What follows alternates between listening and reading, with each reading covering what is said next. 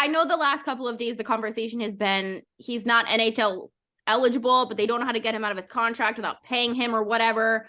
How do you know how this is all unfolded? Because I am just like, one, I don't know how you don't discover that he's not NHL eligible before you sign him, but also like, what? The whole, like, everything seems like there's just a lot of lying. Because I know Gary Bettman did say he's not NHL eligible. Like, I don't know, like the Bruins never ran this by us. Like, I don't know how it got passed. But then other people, like higher ups, were like, I don't know what that means. Like, he wasn't NHL eligible. Like, we don't know what he's talking about. And it's not like it was anyone with the Bruins. It was just other higher ups in the NHL. So it sounds like maybe Gary Bettman, shocker, didn't really know what he was talking about. But I would say in this case, like, I think he had the right idea.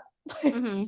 But then also I'm like, okay, how, like, do you have to always like make these like signings? Like, is that something that always goes through the top? Like, I feel like it's not. But also, like, the Bruins saying, oh, like, we did all this vetting, but now someone in the Bruins organization, I think they brought in a third party yesterday to like investigate into the Bruins vetting like system. Like, Cam Neely brought someone in, and I'm like, you basically said this was you who wanted this and that this has been in works for a year. Yeah. But then you're like, oh, we're trying to figure out where it went wrong. Like, it sounds like you were the one that's supposed to be doing the vetting, and then like, well, new information came out, but it's like the same information that anyone could find from a Google search. It's just all very now some like legal mess.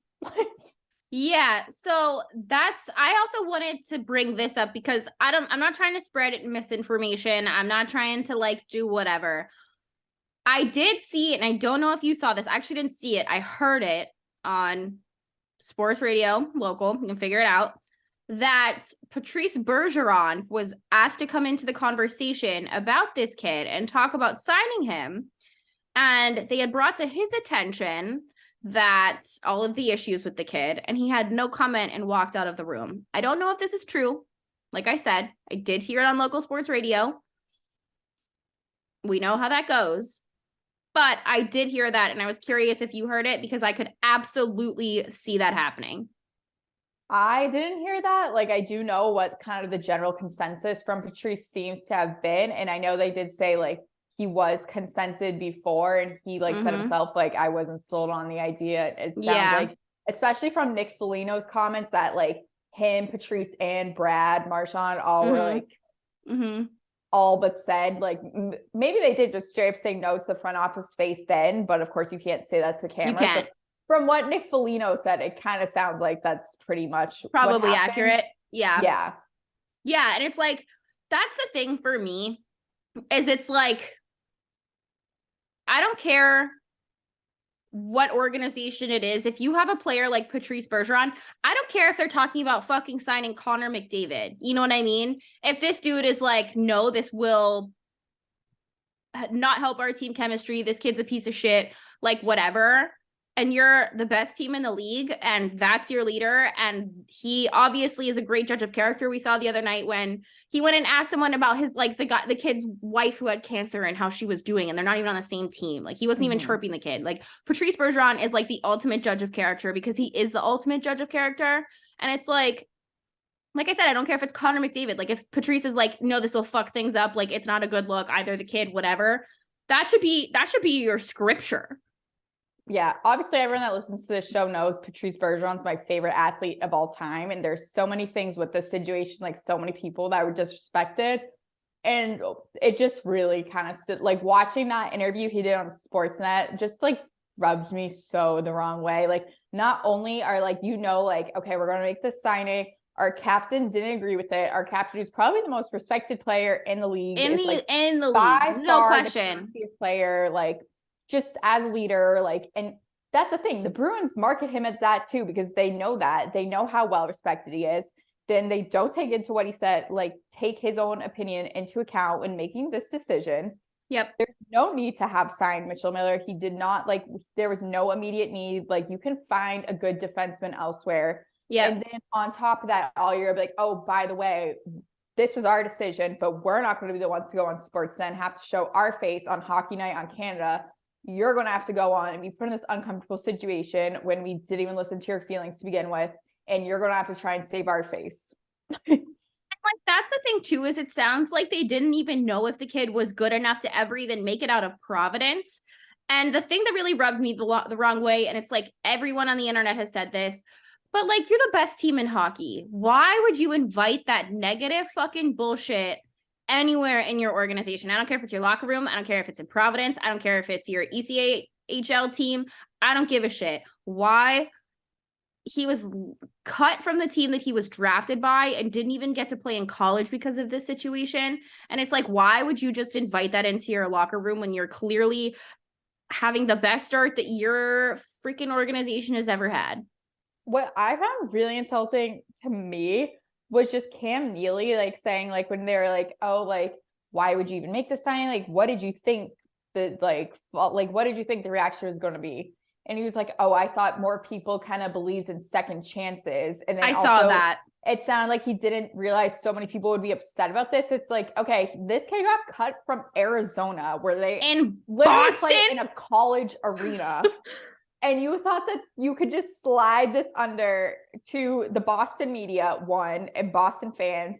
And then also, okay, it's not like he like made, like, not saying like this is good, but by like, it's not like he had some like insensitive tweet in like 2011. Yeah. I was like, oh, dude, that's so gay or something. Like, yes, he bullied and like traumatized this kid for years. For like a decade. And they're like, oh, like he was 16, he was 14, whatever. Like, he's only 20 now. That was not that long ago. And this was ongoing. And the kid came out and put a statement out himself. And I saw like, this. We talked about I'm this. Still traumatized to this day. Like, and haven't heard a word from him. Yeah, he reached out, fucking Snapchat? Like, yeah, made an Instagram post and tagged me in it, actually. Yeah. So, yes, to your point, the Boston media, as we know, because we're in it, vultures. This is not where the faint of heart come, new media, whatever. Like, you, holy shit. But also, like, it's a very progressive state. Like, that shit doesn't fly here. But my question for you before we move on to the rest of our Bruin stuff, which is much happier, obviously, we just had to make our comments about this because it's been a big thing. Does there deserve to be firings? And if so, in your opinion, who and why? Yes, there absolutely should be firings. I don't think it's going to be Cam Neely. I think it should be. I don't like that he's the one that came out and said, like, oh yeah, someone's going to take the heat for this. Because even, like, I hate Don Sweeney as much as anyone else. Even based off of what Don Sweeney says, it sounds like this was Cam Neely's, like, it idea. Really does. And the fact that someone else is going to take the fall for Cam Neely, as if like those two as a package, I think should have been gone a while ago. Yeah. But I'm like, the fact that someone else is going to take the fall for him and he just continues to waltz through, I hope I'm proved wrong, but from what I've heard, it doesn't sound like he's the one that's going to be going anywhere. Well, like, that's the thing too, is it's like, okay, yes, the Bruins are having a great season.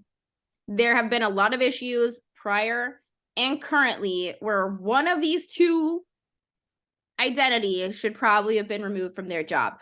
But in spite of this, the Bruins are still having a lot of success, and they're going to continue to have success because obviously McAvoy's back, blah, blah, blah. We've talked about like what we think the long-term option is, cover bust, whatever on this show.